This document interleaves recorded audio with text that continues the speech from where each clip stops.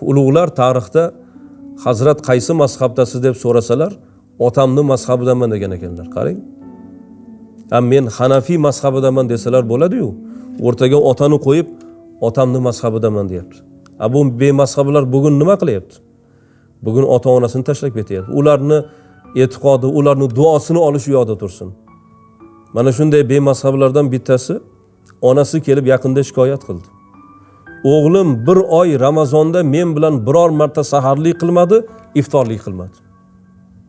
Domla shunaqa narsa bo'ladimi deb so'rab kelyapti. 3 marta, 4 marta aytdim, bolam, sen ham o'tirgin men oldimda. Iftorlikda, saharlikda bu qanday gap deb 3 marta, 4 marta aytdim. Yo'q, shu o'rtoqlari bilan. Peshingacha uxlaydi deydi. Peshindan ham o'tkazib asrga taqab turadi deydi, peshinni o'qiydi, birozdan keyin asrni o'qiydi, ozgina o'tiradi, chiqib ketadi shu bilan. O'rtoqlarining oldiga. Kechasi bilan birga bo'lib saharlikni qilib kelar ekan. Ota-onaning oldiga. Keyin kuni bilan uxlar ekan. Bu qanday e'tiqod? Bu qanday yo'l bu? Ota-onasidan uzoqlashgan, ota-onasidan roziligini olishni talabida bo'lmagan yigit qanday musulmon bo'ladi?